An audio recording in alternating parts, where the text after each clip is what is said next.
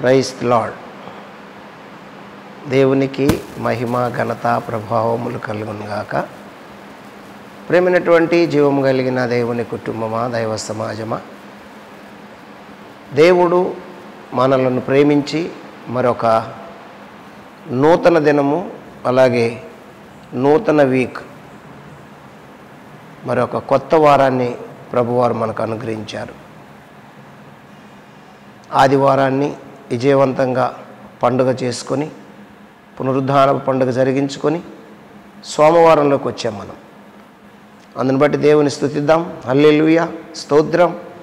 రండి ప్రియా దైవజన్మ, ఈ దినము కొరకు పరిశుద్ధాత్మ దేవుడు సిద్ధపరిచిన లేఖన భాగాన్ని మనం చదువుకొని క్లుప్తంగా దైవ ధ్యానము చేసుకుందాం. అపోస్తులైన పౌలు కొరింథీలో ఉన్న సంఘానికి రాస్తూ రెండో పత్రిక 13వ అధ్యాయం 14వ వచనాన్ని మాత్రమే చదువుకుందాం. 14వ వచనము.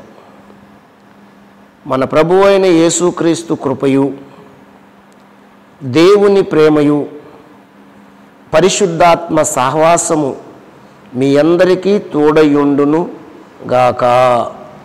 ప్రార్థన. పరిశుద్ధుడు, ప్రేమ కలిగిన తండ్రి యేసుక్రీస్తు ప్రభువా, హృదయపూర్వక కృతజ్ఞతాస్తుతులు చెల్లిస్తున్నాను.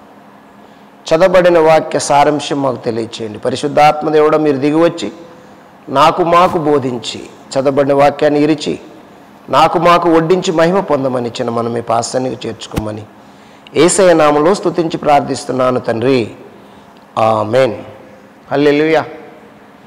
దేవునికి స్తోత్రం. ప్రభునందు నాకు అత్యంత ప్రేమైనటువంటి జీవం కలిగిన దేవుని కుటుంబమా, దైవ సమాజమా, ఈ ఉదయకాల ధ్యానాలలో చాలా అంశాలు మనం మాట్లాడుకుంటూ వచ్చాం. ప్రాముఖ్యంగా త్రిత్వం గురించి మనం మాట్లాడుకుంటూ వచ్చాం. త్రిత్వము ఏమై ఉన్నాడు, ముగ్గురు వ్యక్తులు ఎలాగయ్యారు, ఆ ముగ్గురు వ్యక్తులు ఏ సమయంలో ఎలా పనిచేశారు అని మనం ధ్యానం చేస్తూ, త్రిత్వం ఉంది అని లేఖనాల ద్వారా మనం ఎన్నో అంశాలను రుజువు చేసుకుంటూ వచ్చాం. ఆ భాగంలోనే మరొక అంశం ఈరోజు ప్రత్యేకంగా మనం ధ్యానం చేయవలసిన విషయం ఏంటంటే, చాలామంది పరిశుద్ధాత్మను గుర్తించట్లేదు. చాలామంది క్రైస్తవ బోధకులు, సేవకులు పరిశుద్ధాత్మను గుర్తించట్లేదు. ఆ విషయాన్ని ఇంకొంచెం లోతుగా ఆల్రెడీ మనం ధ్యానం చేశాము. ఇంకొంచెము మనము కొన్ని అంశాలను మనము ఈరోజు ధ్యానము చేయబోతున్నాం. జాగ్రత్తగా లేఖనాలను పరిశీలించండి, పరిశోధించండి, లేఖనాలను గమనించండి. పరిశుద్ధాత్మ యొక్క గుణలక్షణాలను మనము పరిశీలించి, పరీక్షించి, ధ్యానం చేసి మనం స్వతంత్రించుకోవాలి. పరిశీలించి, పరీక్షించి, ధ్యానము చేసి మనము స్వతంత్రించుకోవాలి దైవ జనాంగమ. అయితే మనం చదువుకున్నటువంటి వాక్య భాగాన్ని మరొకసారి చదువుకుంటే, ప్రభువు అయిన యేసుక్రీస్తు కృపయు, దేవుని ప్రేమయు, పరిశుద్ధాత్మ సహవాసము మీ అందరికీ తోడయుండునుగాక. మనందరికీ తోడయుండునుగాక అని లేఖనములో ఆ లేఖనం మనకు సాక్ష్యమిస్తుంది. దేవునికి మహిమ కలుగునుగాక. అయితే ప్రేమైనటువంటి దేవుని బిడ్డలారా, గతంలో మనం ధ్యానం చేసుకున్నటువంటి అధ్యాయములో ఒక విషయాన్ని మనము జాగ్రత్తగా మనము ఆలోచిస్తే, దేవునిలో బహుళత్వమును గురించి మనం ధ్యానం చేస్తూ వచ్చాము. దేవునిలో బహుళత్వము లేదంటే దేవుని వ్యక్తిత్వంలో అసంఖ్యకమైనటువంటి స్వయం స్పృహ కేంద్రాలు, దేవునిలో ఉన్నటువంటి స్వయం స్పృహ కేంద్రాలు ఉన్నాయి. ఈ స్వయం స్పృహ కేంద్రాలతో నింపబడిన దేవుడు స్వతంత్రులుగా వ్యక్తిగతంగా వారి వారి పనులు చేసుకుంటూ వచ్చారు. ముగ్గురు వారి వారి పనులు చేసుకుంటూ వచ్చారు. ఎప్పుడు భూమి మీదకి రావాలో, ఎప్పుడు వెళ్ళాలో, ఎప్పుడు మరి మనుషులకు సహాయం చేయాలో అంశాలన్నిటినీ ఆయా క్రమంలో ఏం చేశారంటే వారు ప్రత్యక్షమవుతూ ఆనాడు ఆ పాత నిబంధన కాలంలో ఏమండి మనం చదువుకున్నటువంటి విషయాల్లో చాలా ఎహెజ్కేలు గ్రంథంలోను ఏమండి ఆ ప్రకటన గ్రంథంలోను చాలా విషయాలు మనం చదువుకున్నాం. ఏమని చదువుకున్నామంటే నరరూపిగా కనబడ్డాడు. నరరూపిగా కనబడి ఒక నరుడుగా బిలాము దగ్గరికి నడిచి వచ్చినటువంటి సందర్భము, ఒక నరుడిగా బిలాము దగ్గరికి నడిచి వచ్చినటువంటి సందర్భము. ఆ తర్వాత అబ్రహాం దగ్గరికి ముగ్గురు వ్యక్తులు నడిచి వచ్చినటువంటి సందర్భాన్ని మనం చూసుకుంటూ వచ్చాము. ఆయన ఒక నరరూపిగా. అయితే ఇలా తాత్కాలికమైనటువంటి మానవ శరీరాల వంటి రూపాలు కలిగినటువంటి ఆ మహిమ శరీరాలను దాల్చి ప్రాచీన కాలంలో ప్రవక్తలు దేవుడు అనుగ్రహించినటువంటి ప్రత్యక్షతలను దేవుడు అనుగ్రహించినటువంటి ఆ ప్రత్యక్షతలను వేదాంత భాషలో లేదంటే ఆ థియాలజీలో వాళ్ళు వివరిస్తూ వచ్చినటువంటి మాటలను మనము చూసాము.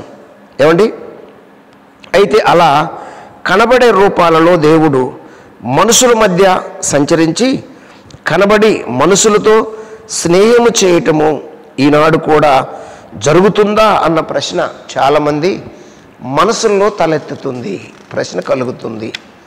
ఆనాడు జరిగినటువంటి ప్రాచీన కాలంలో జరిగినటువంటి విషయాలు ఈనాడు జరుగుతాయా అనే యొక్క ఆ ఆలోచనలు చాలామందిలో తలెత్తి ఆ పాత నిబంధన కాలంలో జరిగినట్లు దేవుడు దృశ్య రూపముగా మనుషుల మధ్య ఈ రోజుల్లో సంచరించడు అని మనము చాలామంది మనుషులు అనుకుంటుండే మనం ఏం చేస్తున్నామంటే లేఖనాల ద్వారా ఆయన ఏం చేస్తాడంటే ఆయన సంచారము చేస్తాడు అని చెబుతూ వస్తున్నాము. గంటాపదంగా చెప్పటం మనం చెబుతూ ఉన్నాం. అలా దేవుడు మనుషులతో ఒక మనిషిగా సంచరిస్తూ తమకు కనబడతాడని సాక్ష్యం ఇచ్చే భక్తులు కూడా ఉన్నారు. సాక్ష్యాన్ని బట్టి అన్ని కోణాలు అన్ని కోణాల్లో కోటి రూపాలలో వేదాంత శాస్త్రాలలో దేవుడు ప్రస్తుత యుగంలోనూ దేవుడు తన భక్తులతో సహవాసం చేసి సాధారణ విధానము అది అని మనము చాలాసార్లు చెప్పుకున్నాం. కనుక ఈ రోజుల్లో చాలామంది చేసే పని ఏమిటయ్యా అంటే చాలామంది ఏమి చేస్తూ ఉంటారంటే దేవుడు ఆనాడు మనుషులకు కనిపించినట్లు దృశ్య రూపంలో ఈనాడు కనిపిస్తాడా అంటే దృశ్య రూపంలో సాక్షాత్తు దర్శనముగా చూడొచ్చేమో కానీ మనము ఆనాడు చూసినట్లు ఈనాడు చూడటానికి దృశ్య రూపంలో కనిపించకపోవచ్చు కానీ దేవుడు మనతో స్నేహం చేస్తున్నాడు. అదే పౌలు భక్తుడు రాసినటువంటి మాట. ఎక్కడా పౌలు భక్తుడు ఏమని రాశాడు అంటే మనకు అక్కడ ఒక మాట కనిపిస్తుంది. సాధారణంగా క్రైస్తవ సమాజ కూటాలలో దేవుని సేవకులు ఆశీర్వాదాలు ఇస్తూ చెబుతున్నటువంటి మాటలు, దీవెనలు ఇస్తారు, ఆశీర్వాదిస్తూ బ్లెస్సింగ్స్ ఇస్తూ ఆశీర్వాదాలు ఇస్తూ చెబుతున్నటువంటి మాటలు లేదంటే పలుకుతున్నటువంటి ఆ ముగింపు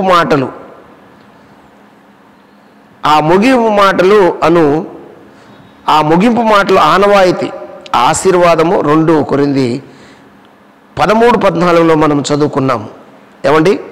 ప్రభువైన యేసుక్రీస్తు కృప, దేవుని ప్రేమ, పరిశుద్ధాత్మ సహవాసము మీ అందరికీ తోడయుండునుగాక అని ఆశీర్వాదాల్లో పరిశుద్ధాత్మ సహవాసము విశ్వాసులకు తోడై ఉంటుంది అనే విషయాన్ని మనం అక్కడ చదువుతూ వస్తున్నాము.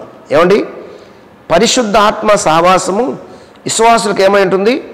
తోడై ఉంటుంది, అంటే సహవాసం చేస్తాడు అని చెబుతుంటాము. పరిశుద్ధాత్మ ద్వారా విశ్వాసుల మధ్యలో అన్యోన్య సహవాసము ఉండాలి. ఏమండి, అన్యోన్య సహవాసము, చక్కటి సహవాసము ఉండాలి అని పౌలు భక్తుడు తెలియచేస్తున్నటువంటి మాట. అంటే ప్రతి విశ్వాసికి స్నేహము సహవాసము ఉండాలి. లేఖన భాగము మనకు నేర్పిస్తున్నటువంటి ఆ విషయాలు మనము జాగ్రత్తగా లేఖన భాగాలను చదివితే, ఒక్క మాట చదవండి. యోహాను సువార్త 14వ అధ్యాయంలో ఒక మాట. యోహాను సువార్త 14వ అధ్యాయము 16వ వచనంలో ఏమని రాయబడిందంటే, పరిశుద్ధాత్మను గురించి అక్కడ ఒక మాట రాయబడింది. 14వ అధ్యాయము 16వ వచనంలో మనకు కనబడుతున్నటువంటి మాట. 16వ వచనంలో ఏమనుందో చూడండి. ఏమనిందంటే, నేను తండ్రిని వేడుకుందును, మీ యొద్ద ఎల్లప్పుడూ నుండుటకై ఆయన ఏరొక ఆదరణకర్తను అనగా సత్యస్వరూపియగు ఆత్మ మీకు అనుగ్రహించును. సత్యస్వరూపియగు ఆత్మను మీకు అనుగ్రహించును. ఎందుకు అనుగ్రహిస్తాడు అంటే, యేసుక్రీస్తు ప్రభువారు వెళ్తూ, యేసుక్రీస్తు ప్రభువారు సత్యస్వరూపియగు ఆత్మ ఆదరణకర్త ఒక వ్యక్తిగా మీకు వస్తాడు, మీతో స్నేహం చేస్తాడు, మిమ్మల్ని నడిపిస్తాడు, మీతో సహవాసం చేస్తాడు అని లేఖనము సాక్ష్యం ఇచ్చుతున్నది దైవ జనాంగమ. కనుక మనం గమనించవలసిన విషయం ఏంటంటే, నేను తండ్రి యొద్దకు వెళ్ళిపోతున్నాను, అయితే మిమ్మల్ని అనాథులుగా విడవను, ఏరొక ఆదరణకర్తను నేను మీకోసము పంపిస్తాను. ఆయన మీ యొద్ద ఎల్లప్పుడూ ఉంటాడు, ఆయన మీలో ఉంటాడు, ఆయన మీకు సమస్తము బోధిస్తాడు. ఇలాగా సాగిపోతుంది అని చెప్పేసి యేసునాథుడే ఉపదేశం చేశాడు. యోహాను సువార్త 14:16లో యేసునాథుడే ఏమండి ఉపదేశం చేస్తుంటాడు. లోకము ఆయనను చూడదు. 17వ వచనం, లోకము ఆయనను చూడదు, ఆయనను ఎరుగుదు గనుక ఆయనను పొందనేరదు. మీరు ఆయనను ఎరుగుదురు, ఆయన మీతో కూడా నివసించును, మీలో ఉండును, మిమ్మును అనాథులుగా ఇడవను, మీ యొద్దకు వత్తును. కొంతకాలమైన తరువాత లోకము నన్ను మరి ఎన్నడూ చూడదు. అండి, మీతో ఉంటాను, మీతో స్నేహం చేస్తాను అని పరిశుద్ధాత్మదేవుడు తెలియచేస్తున్నటువంటి మాటలు. అపోస్తల కార్యాల గ్రంథంలో కూడా ఆ ఆదిమ క్రైస్తవ భక్తులు ఆ త్రిత్వములోనే, ఆ త్రిత్వమని వ్యక్తితోనే సహవాసము చేసి తిరారండి. చాలా స్పష్టంగా రాయబడినటువంటి మాట. చూడండి, మనం చూస్తే అపోస్తల కార్యాల గ్రంథంలో 15వ అధ్యాయంలో ఒక మాట కనపడుతుంది. చూడండి, 15వ అధ్యాయంలో ఏమని రాయబడిందంటే, 15వ అధ్యాయము అపోస్తల కార్యాలు 15వ అధ్యాయము అక్కడ ఒక మాట మనకు కనిపిస్తుంది. ఏమిటి ఆ మాట అంటే,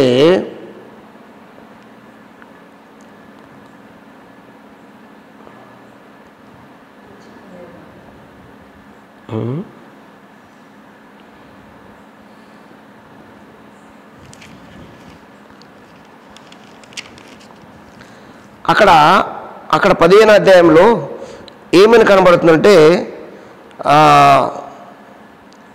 స్తుతి సంబంధమైనటువంటి ధూపార్ధిని వేస్తూ అక్కడ అపోస్తులు ఏం చేస్తారంటే, హితోపదేశాన్ని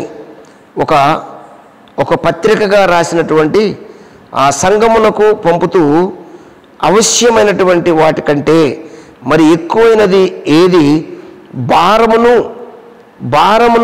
మీ మీద మోపకుండా పరిశుద్ధాత్మనకును మాకును తోచను అని వారు రాస్తున్నటువంటి మాటలు.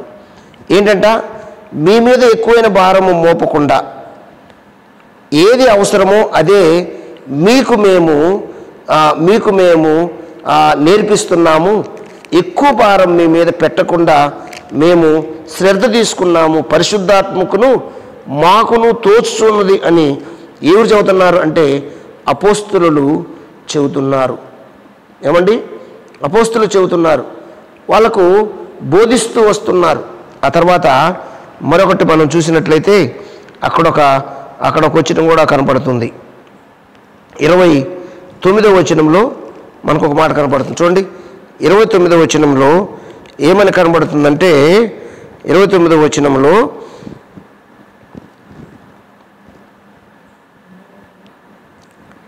చంపిన దానిని జారత్వమును విసర్జించవలెను. ఈ అవశ్యమైనటువంటి వాటికంటే ఎక్కువైన ఏ భారమును మీ మీద మోపకూడదని పరిశుద్ధాత్మకును మాకును తోచెను. ఈటకు దూరముగా నుండుటకు జాగ్రత్త పడితిరా, అది మీకు మేలు, మీకు క్షేమము కలుగునుగాక. అంటే పరిశుద్ధాత్మ ఒక వ్యక్తి, ఆయనకు తోచింది మాకు నేర్పిస్తున్నాడు అని ఇక్కడ లేఖనము సాక్ష్యం ఇచ్చుచున్నది. ప్రియ దైవజనమ, ఇక 16వ అధ్యాయంలో కూడా ఇంకొక మాటను చూద్దాం. 16వ అధ్యాయంలో 6వ వచనం నుండి 8 వరకు చూస్తే అక్కడ కొన్ని మాటలు కనబడుతున్నాయి. 6వ వచనంలో చూస్తే ఆసియాలో వాక్యము చెప్పకూడదని పరిశుద్ధాత్మ వారికి ఆటంకపరిచినందున వారు పుంగినియ గలతియ ప్రదేశముల ద్వారా వెళ్ళిరి. మూసియా దగ్గరకు వచ్చి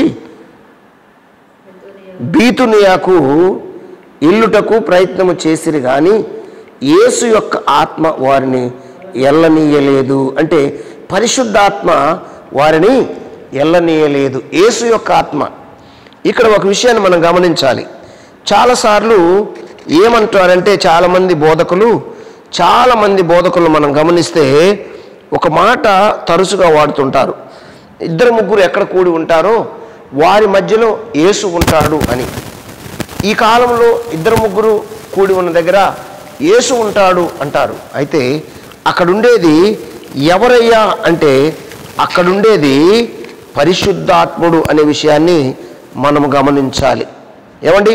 మత్తయి సువార్త 18వ అధ్యాయము 20వ వచనాన్ని చూపిస్తుంటారు. ఏమని చూపిస్తారంటే మత్తయి సువార్త 18:20లో ఎక్కడ 2-3 కూడతారో ప్రభు అయిన యేసు చెప్పిన మాటను వాళ్ళు జ్ఞాపకం చేసుకుంటారు. ప్రభు అయిన యేసు చెప్పిన మాటలు బోధకులు విశ్వాసులు ఏం చేస్తారంటే అదే ప్రకారంగా ఊరికే జపించడం ద్వారా ఏమండి మనకు తెలియకుండానే ఒక నష్టము జరిగిపోతుంది. ఆ మాటను పదే జపించడం ద్వారా, చెప్పుకోవడం ద్వారా. అంటే యేసుప్రభు చెప్పాడు కాబట్టి యేసుప్రభు వస్తాడని. అంటే అక్కడ ఒక విషయాన్ని మనం జాగ్రత్తగా తేటగా గమనించాలి. ఏమిటి గమనించాలి అంటే అక్కడ వచ్చేది యేసుప్రభు కాదు. ఎవరో తెలుసా? పరిశుద్ధాత్ముడు మనకు ఉన్నాడు, మనతో సహవాసం చేస్తున్నాడు, మనతో కలిసి ఉన్నాడు. కాబట్టి ఎక్కడ 2-3 కూడి ఉంటారో వారి మధ్యలోనికి ఎవరు వస్తారంటే పరిశుద్ధాత్మ దేవుడు వస్తున్నాడనే విషయాన్ని మనం జాగ్రత్తగా అర్థం చేసుకోవాలి, గ్రహించాలి. ఏమండి? గ్రహించి ఏం చేయాలంటే దేవుడొక్కడే కాడా, యేసుక్రీస్తు పరిశుద్ధాత్మ ఒక్కటే కాదా, పరిశుద్ధాత్మ ఉండటము యేసుక్రీస్తు ఉండటము ఒకటి కదా అని కొందరు ఏం చేస్తారంటే వాదిస్తూ ఉంటారు. యేసుక్రీస్తు పరిశుద్ధాత్మ ఒకడే కదా, ఆయా రూపాల్లో వస్తాడనుకుంటారు. కాదు. 3 వ్యక్తులు స్వయం స్పృహ కేంద్రాలు కలిగి స్వతంత్రంగా వారి శరీరాలు ధరించుకొని, తాత్కాలిక శరీరాలు ధరించుకొని వచ్చిన వ్యక్తుల్లో ఇక్కడ ఈయనెవరు అంటే పరిశుద్ధాత్ముడు. దేవునికి స్తోత్రం కలుగును గాక. ఒక విషయాన్ని మనం గమనించాలి. ఏమిటి ఆ విషయాన్ని అంటే మనము ఒక విషయాన్ని గమనించాలి. ఆ విషయం ఏంటి తెలుసా? ఏలియా దగ్గర జరిగిన విషయాన్ని గమనించాలి.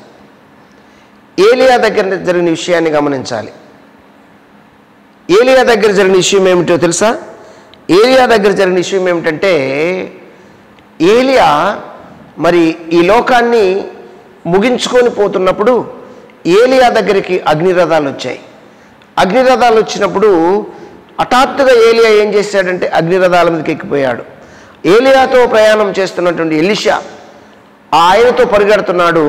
ఆయనకు దూరం అయిపోయి అగ్నిరథాల మీదకి కొంత దూరం వెళ్ళిన తర్వాత ఏలియా మీద ఉన్నటువంటి దుప్పటి ఎలీషా మీద పడింది. ఏలియా మీద ఉన్నటువంటి దుప్పటి ఎలీషా మీద పడింది.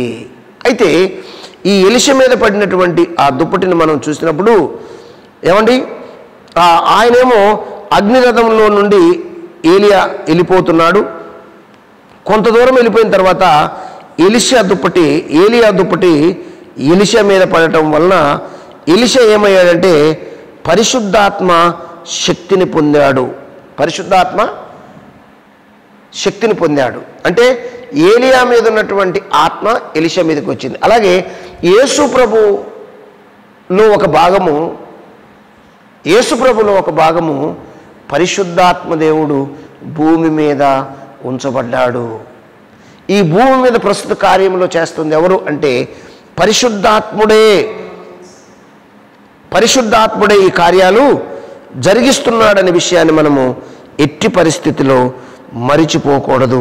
ప్రేమైనటువంటి దేవుని జనాంగమ, మనం ఒక విషయాన్ని జాగ్రత్తగా గమనిస్తే ఇక్కడ కనబడుతున్నటువంటి మాట అంటే చూడండి, 8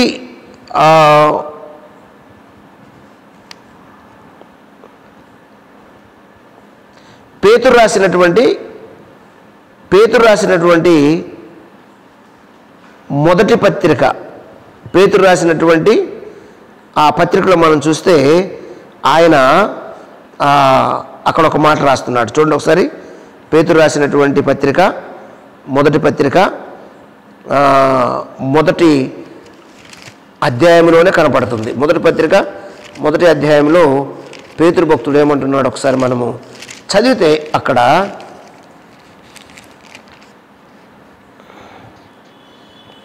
8వ వచనంలో ఒక మాట ఏంటంటే, మీరు ఆయనను చూడకపోయినను ఆయనను ప్రేమించుచున్నారు. ఇప్పుడు ఆయన కన్నులారా చూడకయే విశ్వసించు మీ విశ్వాసములకు ఫలమును అనగా ఆత్మ రక్షణను పొందుచు చెప్పసఖ్యము కాని మహిమాయుక్తమైన సంతోషము గలవారై ఆనందించుచున్నారు. మహిమాయుక్తమైన సంతోషము గలవారై ఆనందించుచున్నారు అంటే మీరు ఆయన చూడకపోయినను ఆయనను మీరేం చేస్తున్నారంటే ప్రేమించుచున్నారు. మీరు ఆయనను చూడకపోయినను ఆయన ప్రేమించుచున్నారు. ఇప్పుడు ఆయనను కనులార చూడకయే విశ్వసించు మీ విశ్వాసమునకు ఫలమును అనగా ఆత్మరక్షణ పొందుచు చెప్పసఖ్యము కాని మహిమాయుక్తమైనటువంటి సంతోషము గలవారై ఆనందించుచున్నారు. దేవునికి స్తోత్రం కలుగునుగాక. ఎవరు ఆయన అంటే మీరు ఆయన చూడకపోయినా సరే ఆయన మహిమ మీలో ఉంది, ఆయన శక్తి మీలో ఉంది, ఆయన మీకు కనబడుతున్నాడు కదా అని పేతురు ద్వారా ఏం చేస్తున్నాడంటే మనము ఆయన్ను చూస్తున్నాము. అయితే యేసు ప్రభు ఇప్పుడు ఏమయ్యాడు తెలుసా? ఇమ్మానుయేలు. యేసు ప్రభు ఇమ్మానుయేలు అనే బిరుదు ఉంది కదా, అంటే దేవుడు మనకు తోడై ఉన్నాడు లేదా మనకు తోడై ఉన్న దేవుడు అని అర్థము. అయితే మనకు తోడై ఉన్న దేవుడు అన్న ఆ బిరుదు పొందినటువంటి యేసునాథుడు తండ్రి అయినటువంటి దేవుని కుడిపార్శ్వమున కూర్చొని ఉన్నాడు. ఇప్పుడు ఇక్కడ మనకు తోడై ఉన్నటువంటి ఇమ్మానుయేలు పరిశుద్ధాత్మ దేవుడే. ఇప్పుడు మనకు తోడై ఉన్నటువంటి ఇమ్మానుయేలు ఎవరు? పరిశుద్ధాత్మ దేవుడే. ఆ పరిశుద్ధాత్మ దేవుణ్ణి మనం ఏం చేయాలంటే గుర్తించి ఆయనతో సహవాసము చేయాలని లేఖనము సాక్ష్యమిస్తుంది. ఏమండి, ఆ పరిశుద్ధాత్మ దేవుడే ఆ పరిపూర్ణమైనటువంటి స్వహ ఆ ఒక కేంద్రంలో ఉన్నటువంటి దేవుడు. ఆయన స్వతంత్రుడుగా వచ్చి నీకు నాకు తోడై ఉన్నాడన్న విషయాన్ని మనం ఎట్టి పరిస్థితిలో మరిచిపోకూడదు. కనుక మనము యెషయా గ్రంథంలో ఒక మాట చూడొచ్చు. యెషయా గ్రంథంలో ఒక మాట చూస్తే అక్కడ పరిశుద్ధాత్మ 60వ అధ్యాయము 61వ అధ్యాయము యెషయా గ్రంథము 61వ అధ్యాయంలో మనం చూస్తే 1వ వచనంలో ఏమన్నదంటే, ప్రభువు యెహోవా ఆత్మ నా మీదికి వచ్చి ఉన్నది, దీనులకు సువార్త ప్రకటించుటకు యెహోవా నన్ను అభిషేకించెను. ఎవరు ఆత్మ అంట? ప్రభువు యెహోవా ఆత్మ. అంటే పరిశుద్ధాత్మ మన మీద ఉన్నదనే విషయాన్ని మనము ఎట్టి పరిస్థితిలో మరిచిపోకూడదు. ఈయన ఇమ్మానుయేలుగా మనకు తోడుగా ఉన్నాడనే విషయాన్ని మనము మరిచిపోకూడదు. ఎవరు ఆ ఇమ్మానుయేలు అంటే చూడండి, ఒక్క వాక్యము చదువుకొని ఇంకొంత ముందుకెళ్దాము. లూకా సువార్తకు వచ్చేయండి ప్రియాదయ జనమ.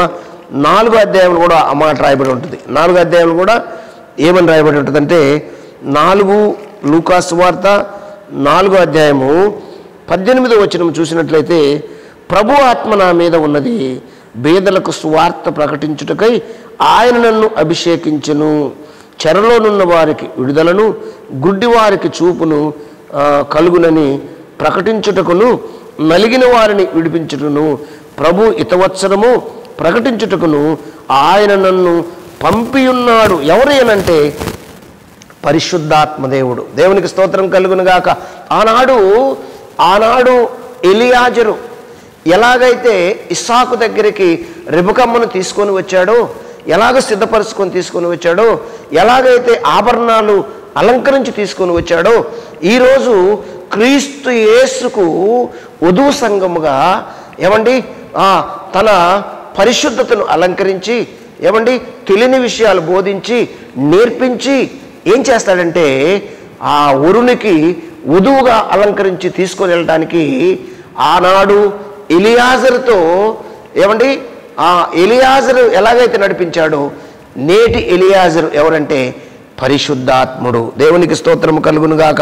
నేటి ఎలియాజరు ఎవరో తెలుసా? పరిశుద్ధాత్మదేవుడు.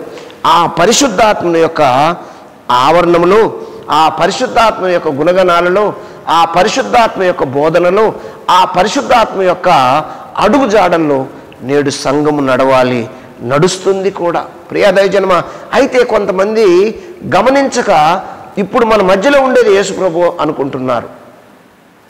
యేసుప్రభు ఆ మాట చెప్పాడు కాబట్టి ఇప్పుడు మన మధ్యలో ఎక్కడిద్దరు ముగ్గురు కూడుంటే మన మధ్యలో యేసుప్రభు వస్తున్నాడు అనుకుంటున్నారు. కాదు. ఎవరు అంటే పరిశుద్ధాత్మదేవుడు. ఎలాగంటే ఆనాడు ఏలియా దుప్పటి ఎలీషా మీద ఎలాగ పడిందో, యేసు ప్రభువులో ఉన్నటువంటి అభిషేకము దీనులకు సువార్త ప్రకటించడానికి పరిశుద్ధాత్ముడు దిగి వచ్చి అనేకులకు పరిశుద్ధాత్మ ఏం చేస్తాడంటే బోధిస్తూ ఉన్నాడు. ఆయనే మనతో సావాసం చేస్తున్నాడు, ఆయనే మనల్ని నడిపిస్తున్నాడు. ప్రియా దైవ జన్మ, అయితే నేరుగా వేరు వ్యక్తులుగా వారు చేస్తూ మూడో వ్యక్తి ఎవరంటే, మూడో వ్యక్తి ఎవరో తెలుసా? ఆ మూడో వ్యక్తి అయినటువంటి ఆయనే పరిశుద్ధాత్మ ద్వారా మాత్రమే, ఆత్మ ద్వారా మాత్రమే మనము వరుడైన యేసుక్రీస్తు ప్రభువుని కలుసుకోగలము. ఆ పరిశుద్ధాత్మ దేవుడు నడిపిస్తాడు. ఈనాడు పరిశుద్ధాత్మతో సహవాసం అనే ఆ అనుభవాన్ని సాధన చేస్తేనే తండ్రితోనూ కుమారునితోనూ కూడా మనకు సహవాసము కలుగుతుంది. పరిశుద్ధాత్మతో సహవాసం చేస్తేనే తండ్రితో సహవాసము, కుమారునితో కూడా సహవాసం మనకేం చేస్తుంది? కలుగుతుంది. పరిశుద్ధాత్మను నిర్లక్ష్యం చేసేవారు, పరిశుద్ధాత్మను దుఃఖపరిచేవారు, పరిశుద్ధాత్మను పరిశుద్ధాత్మ యొక్క ప్రత్యక్షతలను, ఆత్మ కృపావరాలను, పరిశుద్ధాత్మ దేవుని పరిపాలనను ఎవరైతే తునీకరిస్తారో, ఎవరైతే లెక్క చేయకుండా ఉంటారో వారు తండ్రితోనూ కుమారునితోనూ సహవాసాన్ని కోల్పోతారు. నిర్లక్ష్య పెట్టకూడదు. నిర్లక్ష్య పెట్టు వారికి దేవునితో సహవాసం ఉండదు. తండ్రితోనూ కుమారునితోనూ కూడా సహవాసము వారు ఏం చేస్తారంటే పోగొట్టుకుంటారనే విషయాన్ని నేటి క్రైస్తవ సమాజము తెలుసుకోవాలి. పరిశుద్ధాత్ముని దుఃఖపరిచి అవమానపరిచి ఆయనను నిర్లక్ష్యం చేస్తే చాలామంది బోధకులు ఇబ్బందులు పడే అవకాశాలు ఉన్నాయి. కనుక ఇప్పుడు మన సావాసం ఎవరితో? మన సావాసం ఎవరితంటే పరిశుద్ధాత్మునితో. పౌలు ఏం చెప్పాడు? మనం చదువుకున్నటువంటి వాక్య భాగం ఏంటి? కొరింథీయులకు రాసినటువంటి పత్రిక, కొరింథీయులకు రాసినటువంటి 2వ పత్రిక 13వ అధ్యాయము 14 వచ్చిన చదువుకొని ప్రార్థన చేసుకుందాం ప్రియ దైవజనమా. అక్కడేమని రాస్తుందంటే, మన ప్రభువు అయిన యేసుక్రీస్తు కృపయు దేవుని ప్రేమయు పరిశుద్ధాత్మ సావాసము మీ అందరికీ తోడయుండును గాక. మీ అందరికీ తోడయుండును గాక అంటే ఆయన మనతో సహవాసం చేస్తున్నాడు, మనలో ఉన్నాడు, మనల్ని నడిపిస్తున్నాడు, మనకు బోధిస్తున్నాడు, మనకు నేర్పిస్తున్నాడు.